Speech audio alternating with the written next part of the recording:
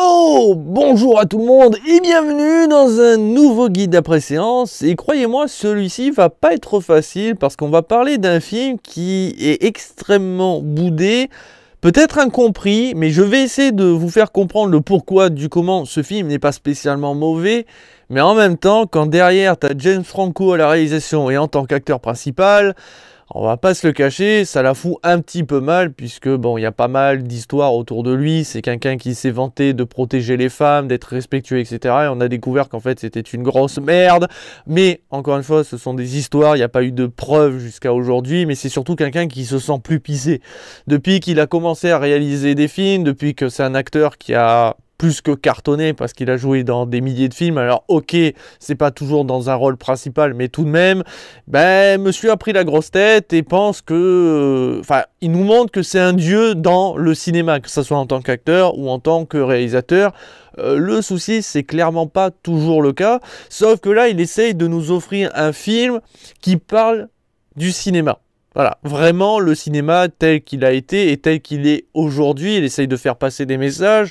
Le souci, c'est qu'il perd son spectateur et finalement, on a un film qui est passable mais sans plus. Or quand on regarde les notes, on est sur des trucs du genre 1 étoile sur 5 quoi. C'est clairement pas un chef-d'œuvre pour pas mal de gens, mais sachez que c'est loin d'être un mauvais film, c'est juste qu'il est difficile à comprendre et qu'il faut rester jusqu'à la fin pour comprendre pourquoi on en arrive à cette situation. Donc je vais très clairement spoil, le film est sorti je crois le 1er novembre en VOD, donc on est encore une fois à la bourre, mais en même temps je vous avoue que je suis passé à côté de ce film parce que il y en a qui le qualifient de film d'auteur, ou en tout cas qui essayent de montrer ce que pourrait être un bon film d'auteur, sauf c'est pas ma cam, donc c'est pas ce que je recherche. Mais je vous avoue qu'on est très clairement pas sur un film d'auteur, ou en tout cas, il y a les codes peut-être, mais au niveau écriture, bon, c'est pas vraiment ça. Mais sachez que c'est loin d'être une merde monumentale, c'est juste que... c'est James Franco, quoi. Voilà. Alors, je vais juste parler du casting avant. Je vais parler très rapidement du casting. Nous avons donc James Franco dans le rôle principal. Le personnage qu'on va voir du début jusqu'à la fin, c'est Vicar. Nous avons Seth Rogen qui incarne Vikingman, qui est pour moi le meilleur personnage parce qu'il joue des émotions. Je reviendrai là-dessus. Nous avons Megan Fox, et oui, la célèbre bimbo. Enfin, pardon, non, ce n'est pas une bimbo. Enfin, si, c'est... Non, excusez-moi. Pourquoi je dis ça? Parce que Megan Fox me fait toujours marrer. Cette meuf, donc je rappelle, c'était l'héroïne principale des films Transformers, et elle avait dit qu'elle en avait marre de cette image qu'on a d'elle de bimbo, celle qu'on voit toujours dénudée, qu'on est là pour sa plastique, et voulait montrer autre chose, sauf qu'au final elle revient à ses travers. On l'avait vu déjà dans les Tortues Ninja, où on l'avait vu en mini-jupe, en écolière, donc non, clairement pas, on n'est pas là pour sa plastique, hein. C'est pas une bimbo, elle veut montrer autre chose, sauf qu'elle le fait, elle continue à le faire, et même dans ce film elle va jouer pendant un bref instant, elle va incarner une vampire lesbienne. Donc pour vous dire que voilà, les choses n'ont pas changé, mais c'est Megan Fox, c'est comme ça que nous l'aimons. Nous avons Will Ferrell qui incarne Rondell. On a Dave Franco, et oui, toujours son petit... je crois que c'est son petit frère, hein, si j'ai pas de conneries. Ou, oui, je crois que c'est le petit, qui incarne Montgomery, et moult autres acteurs et actrices. Nous avons un casting 5 étoiles, et en même temps, l'objectif, c'est de montrer Hollywood, le cinéma. Maintenant, il est temps de parler de l'histoire, parce que celle-ci est pas simple, en même temps elle est simple, c'est juste qu'elle est chiante, en tout cas pour moi. On va suivre Vicar, qui est un amoureux du cinéma, mais qui a apparemment un peu perdu la bouloche. On ne sait pas s'il est amnésique, s'il vient de naître à l'instant et qu'en gros il est déjà vieux, mais c'est quelqu'un qui a découvert le cinéma très tard et qui est tombé tellement amoureux qu'il s'est rasé la tête et s'est fait un tatouage particulier avec un acteur et une actrice d'un film qui l'a beaucoup marqué, au point que du coup il s'est fait tatouer ceci sur le crâne, ce qui est très spécial, mais en même temps c'est à l'image de James Franco, ça pourrait largement lui ressembler de faire ce genre de choses. Et quand on suit Vicar, on suit un homme très particulier parce qu'il ne dégage rien. Mais quand je dis ne dégage rien, voici le jeu d'acteur de James Franco pendant tout le film. Voilà. C'est impressionnant. Le souci, c'est qu'il faut attendre la fin du film pour comprendre pourquoi on en arrive à cette situation de non-jeu. Alors, je ne dis pas que James Franco est l'un des meilleurs acteurs, très clairement pas, mais je pense qu'il est capable de jouer un peu plus de des émotions que ça. Mais il incarne un personnage qui ne dort plus. Et il faut attendre la fin du film pour le savoir. Alors, en soi, il y a des petits indices qui montrent que potentiellement il ne dort pas, parce qu'à chaque fois qu'il dit il part se coucher, ou en tout cas il est sur un lit, ben, on voit très clairement qu'il dort très peu, ou en tout cas on sent qu'il a des hallucinations, et quand il y a des hallucinations, ça veut dire qu'il manque de sommeil, donc voilà. Mais si on n'arrive pas à capter cette information à ce moment-là, il faut attendre la fin du film pour qu'on nous dise il ne dormait pas. Et qu'en gros, au moment où il va faire sa première nuit de sommeil, ben c'est là où il va partir. Voilà, parce qu'il a enfin réalisé son objectif. Tant qu'il n'a pas réalisé son objectif, il ne dormira pas. C'est pour ça que pendant tout le film, bah, il dégage peu de choses. Maintenant, je pense quand même qu'au début du film, avant de commencer son histoire, son objectif, bah, il a des nuits de sommeil. C'est que pendant qu'il va commencer à faire son travail, qu'il va perdre le sommeil. Or, au début, bah, il ne joue pas d'émotion et jusqu'à la fin. Donc ça pose un petit peu de soucis et ça montre quelqu'un de plutôt prétentieux à mon sens, plus que quelqu'un qui est capable de nous faire comprendre que on a quelqu'un qui est meurtri et qui va perdre son sommeil à cause de son objectif qui est de monter un film.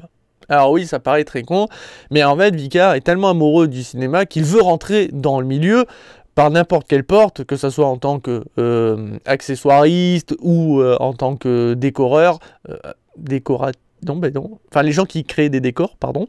Et c'est ce qu'il va faire puisqu'il va rentrer à Hollywood. Et il va trouver un petit travail en tant que maquettiste, donc en gros il va créer des maquettes, créer les décors pour les différents films, sauf que c'est pas son ambition, mais ça lui permet déjà de découvrir le milieu d'Hollywood et voir la réalité du cinéma actuel, parce qu'en gros, je ne sais pas si James Franco veut dénoncer quelque chose, ou il se sert de son film pour dire « Ouais, les gens, vous avez raison, voilà ce que c'est Hollywood », mais en gros, il veut montrer que dans les années 70-80, on créait des films avec des histoires, avec des acteurs, on les laissait jouer librement, il y avait des codes, mais on respectait certaines choses, enfin, on essayait de montrer le cinéma, une vie au milieu d'un film. On essaie de montrer une cohérence scénaristique du début jusqu'à la fin, bref, ce genre de choses.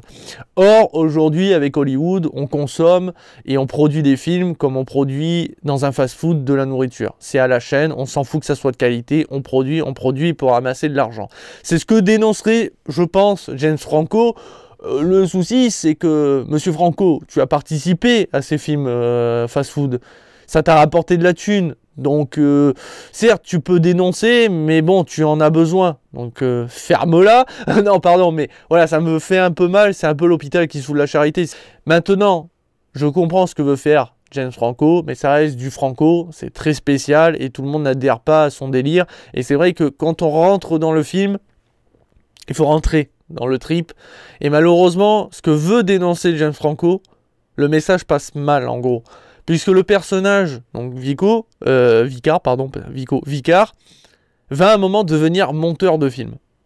Au début, on lui apprend les ficelles de monter un film. D'ailleurs, c'est des passages très spéciaux. J'ai l'impression que c'est mal fait l'effet spécial. Parce qu'en gros, il y a un petit carré où il voit le film pendant qu'il fait le montage avec les pellicules. D'ailleurs, c'est toujours en pellicule. Donc en gros, il fait des coupages pour faire le montage du film. Et je ne sais pas comment dire, mais en gros, quand il regarde pour voir si son montage est réussi, l'écran qui sert à montrer le film montre même les vieux films des années 70 presque en 4K. Limite, le film ressort presque de l'écran. C'est très bizarre. Je ne sais pas si c'est recherché ou c'est juste l'effet spécial qui est dégueulasse.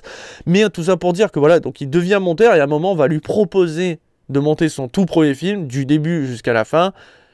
Et forcément, dans ce film-là, il va découvrir l'actrice principale, qui est l'actrice qui la hante depuis qu'il a rencontré, l'actrice Soledad, qui est incarnée par Megan Fox, un personnage secondaire qu'on va quasiment pas voir, mais qui est tout comme lui, assez déconnecté, parce qu'on ne va pas bien comprendre leur relation.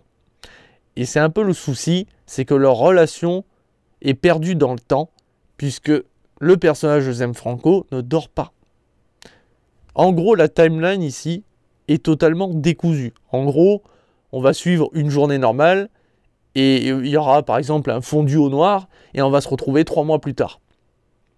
Ce qui fait que la relation entre Vicar et Soledad évolue très vite sans qu'on se rende compte à quel point elle évolue.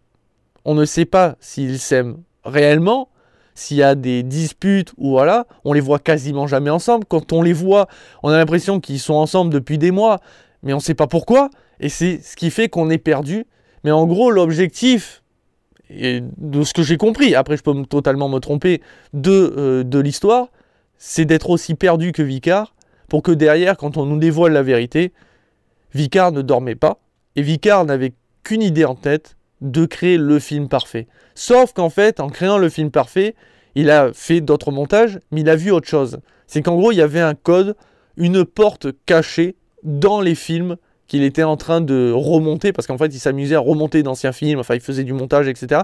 Parce qu'en gros, finalement, le montage, on s'en fout de la cohérence, on s'en fout que ça soit compréhensible. Ça peut être décousu.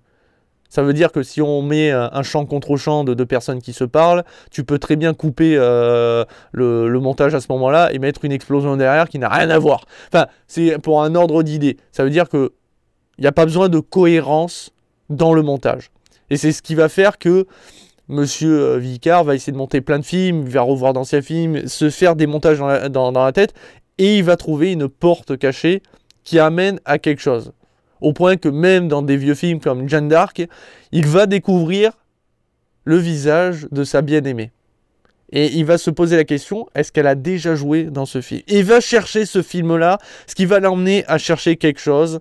Et en gros, à la fin, c'est pour vous dire à quel point c'est what the fuck, dans le film qui s'est fait tatouer l'acteur et l'actrice de son film préféré, je me rappelle plus du nom, mais enfin bon voilà, et bien à la fin, on va voir le montage de ce film-là, et donc avec la fille de Soledad, parce qu'elle a une fille, et de Vicky Kingman qui vont regarder le film, et à la fin, ils vont voir Vicar et Soledad à l'intérieur de ce vieux film. Ils ont réussi à transcender le cinéma et à rentrer dans leur film préféré. Ou en tout cas, on peut le voir comme ça. C'est très spécial, et quand je vous dis ça, vous allez dire, putain, vous êtes perdu. Et ça dure 1h40 le film. Et pendant 1h40, on suit des scènes qui n'ont pas de sens, on a du mal à suivre la timeline. Et pourtant, il n'y a pas que des scènes mauvaises. Il y a un moment, il y a Vicky Kingman qui invite Vicar dans une petite fête où on va voir d'autres réalisateurs, des monteurs, etc., des scénaristes. Et il y a un mec qui est totalement fan d'Android et de robots qui va en foutre partout dans tous les films. Et ça va donner une scène où tu as Vicky Kingman qui en a plein le cul et qui va prendre son flingue, le menacer. Et ça donne une scène au ralenti où tout part en sucette dans la fête et tu ne suis plus grand chose, mais c'est la meilleure scène. Mais ouais, ce que je veux expliquer par là, c'est que c'est un film qui doit être vu pour arriver à le comprendre et qu'il faut attendre la fin du film pour le comprendre. Et pourtant, il y a des éléments qui montrent pourquoi le personnage est totalement déconnecté, qu'il ne joue pas d'émotion, qu'on a l'impression qu'il est mort parce qu'il ne dort pas. Mais si on n'arrive pas à voir les moments où on comprend ça, il faut attendre la fin du film qui nous l'explique. Et à ce moment, on dit « Ah, d'accord !» Mais ça n'empêche qu'en fait, le film, peut-être que c'est un film d'auteur, peut-être que c'est un film qui essaye de dénoncer ce qu'est devenu Hollywood. Et en gros, des films qui sont totalement saccadés, coupés, qui ne cherchent pas à nous faire raconter quelque chose, qui n'arrivent plus à nous émerveiller comme à l'époque, et qu'en gros, on consomme comme ça, et qu'en gros, on donne du crédit à ces directeurs, à ces boîtes de production, alors qu'en gros, le crédit, on devrait le donner aux monteurs, aux réalisateurs, aux acteurs, mais on en oublie presque que c'est eux qui font le film, parce que y a des têtes au-dessus qui ont plus de valeur, soi-disant, entre guillemets, hein, c'est ce que dénonce plus ou moins monsieur James Franco. C'est d'ailleurs pour ça que Vicar essaye tant bien que mal, quand il monte le film de sa copine, puisque c'est là où elle joue dedans, il essaye de faire en sorte de la valoriser. Or, le directeur, celui qui dirige, dit « Je m'en bats les couilles de ta copine, elle est là pour sa plastique, elle est là pour très clairement vendre le film, je m'en fous que sa scène soit coupée, je veux juste voir sa scène de sexe, alors que Vicar, lui, il veut qu'il y ait plus que ça. Sa copine n'est pas juste une plastique, c'est une actrice, elle joue très bien, et elle mérite qu'on la voie jouer des émotions, etc. » Bon, bref, il essaye de protéger Megan Fox de ce qu'elle dénonçait à une époque, alors que pourtant elle est toujours dans ces travers-là, mais en même temps, c'est le milieu du cinéma. Il y a des acteurs, ils sont là pour leur plastique plus que pour leur jeu d'acteur, parce que quand tu les vois jouer, tu te dis « lol, hein, John Boboyega ». Voilà, mais c'est comme ça que fonctionne le cinéma, et c'est ce que dénonce finalement James Franco et le film Zéroville, sauf qu'en tant que spectateur, le message passe un petit peu à travers. C'est pour ça que je comprends pourquoi les notes sont aussi négatives. C'est que si tu comprends pas ce qu'essaye de dénoncer James Franco, parce que le film a du mal à le montrer, et vraiment il a du mal, bah, en tant que spectateur, tu peux pas forcément l'apprécier. Parce que le message passe clairement pas. Or, c'est vraiment un message fort, et je le comprends totalement. Et pourtant, c'est con, mais si on arrive vraiment à rentrer dans le film, il y a moyen de voir ce que dénonce James. Le fait est que le monteur, on lui dit, tiens, tu viens là maintenant, il faut que tu montes ça à cet instant T. Donc le mec, il prend l'avion, il doit partir dans un autre coin des États-Unis pour faire le montage. Les réalisateurs, on les envoie au fin fond d'une forêt pour tourner un film de guerre. Sauf que le problème, c'est que derrière, ils embauchent des acteurs qui ont la grosse tête. Parce qu'à un moment, on va montrer un gros acteur qui est réputé pour faire... refaire et refaire et refaire et refaire encore et encore des scènes et des scènes jusqu'à trouver la scène parfaite à l'instant T. Le problème, c'est que le réalisateur a un temps donné pour faire le film, parce que le directeur, lui, veut que son film sorte à cet instant. Le problème, c'est que l'acteur, lui, c'est la vedette et il est payé des millions, donc c'est lui qui décide. Donc c'est très compliqué. Et en fait, c'est ça, c'est que James Franco nous montre tout ce qu'il y a de problématiques dans le milieu du cinéma actuel, que ce soit les acteurs, les monteurs, les réalisateurs, les directeurs. Il dit que finalement le problème est multiple, mais pas toujours le même problème dans tous les films, et qu'en gros on oublie ce qu'est le cinéma, ce qu'est une histoire dans un film, mais le souci c'est qu'il se perd parce qu'il nous perd nous. Et c'est dommage parce que le film aurait pu être vraiment mieux, aurait pu réussir à mieux faire passer ses messages si on avait réussi à avoir une timeline de base fondée. Ça veut dire qu'en gros, on voit la régression, entre guillemets, de Vicar. Ça veut dire qu'au début, c'est un homme heureux qui aime le cinéma, il est joyeux, il dégage des émotions. Et quand il va commencer à travailler dans Hollywood et voir les travers d'Hollywood, il va régresser au point de perdre le sommeil, de perdre la timeline, de perdre la boule, d'avoir des hallucinations, de commencer à voir dans le montage qu'il fait des portes alors qu'elles n'existent pas, mais c'est dans sa tête, pour comprendre sa folie et rentrer dans cette folie. Et c'est ce qu'on aurait souhaité, et le film aurait été bien meilleur. Alors peut-être plus long, mais à la limite, ça aurait été 20 minutes de plus, m'aurait pas dérangé si ça avait été construit ainsi. Or là, c'est décousu du début jusqu'à la fin. C'est comme quand Vicar va se faire arrêter par la police, où tu as les mecs qui lui crachent à la gueule. Tu comprends pas cette scène. Et d'ailleurs, juste après ça, on n'en parle plus. C'est comme si elle n'avait jamais existé. Et nous, en tant que spectateurs, on se dit, mais elle a servi à quoi cette scène? À nous faire comprendre quoi? C'est pour ça que le film... En réalité, je pourrais lui donner une bonne note parce qu'il marche quand même, mais je peux pas lui donner une bonne note parce que, franchement, James Franco, je veux bien comprendre que tu essaies de faire passer des messages, que tu te prends pour un dieu à la réalisation, voilà. T'arrives à nous faire passer des émotions qui n'ont pas de sens par rapport à ce qu'on voit. Des fois, on est déconcerté, des fois, on est en train de se marrer, que ça n'est pas drôle, ou voilà. Mais sans déconner, James... Il va falloir que tu apprennes à écrire un petit peu tes histoires et que tu les retravailles. Parce que derrière la caméra, c'est plutôt bien réalisé. Hein. Techniquement parlant, le film est agréable à regarder. Je parle pas au niveau de timeline ou voilà. Je parle juste au niveau des décors, au niveau de la réalisation. On sent que le mec s'est juste inspiré de tous les réalisateurs, de tous les acteurs possibles pour faire jouer ses personnages, ses acteurs qu'il y a dans son film et pour jouer lui-même. Et aussi au niveau de la réalisation, tu sens que... il essaye pas d'offrir son propre travail, il essaye juste d'offrir le travail multiple qu'on trouve à Hollywood en tant qu'acteur, réalisateur, monteur et autres. Mais ça n'empêche tout de même que James, tu n'es pas Dieu, et c'est la preuve que ton Zéroville, tu l'as pas bien compris et que tu n'as pas réussi à faire passer ton message, parce qu'il aurait été plus simple de tout simplement montrer une régression de ton personnage. Au début, il va bien, jusqu'à la folie pure, et là, en tant que spectateur, il n'y aurait pas eu besoin d'attendre la fin du film pour qu'on nous dise le mec ne dormait pas. Oui, on aurait pu le voir tout simplement en montrant une régression. Ça aurait été plus simple et le film aurait été déjà mieux réussi de ce côté-là. Donc je vais lui donner une note de Franco sur 20. Je dirais même James Franco sur 20. Si je devais donner une note sur 20, sur 5, ça sera James Franco sur 5. Je vous avoue, je ne sais pas quoi lui donner comme note. Je pourrais lui donner un 2, comme je peux lui donner un 0, comme je peux lui donner un 3, presque un 5. Enfin 5 peut-être pas quand même. Allez, 2 étoiles sur 5, mais j'irais bien quand même un James Franco sur 5, ça colle bien à Zéroville.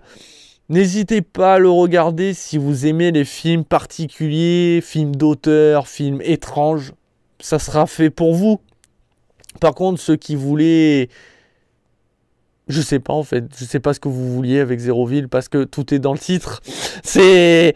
Et même tout est dans le réalisateur et l'acteur principal, c'est James Franco. Il faut pas s'attendre à beaucoup et en même temps il y a beaucoup. C'est ça qui est dingue. Enfin, c'est dommage, hein, ça me rend fou, mais ça aurait pu être un excellent film qui aurait pu réellement dénoncer ce qu'est l'industrie du cinéma, mais malheureusement, ça passe un petit peu à la trappe. Allez, sur ce, je vous dis à très très vite et à très bientôt pour toujours plus de vidéos. Et surtout, toujours plus de live. Ciao, ciao!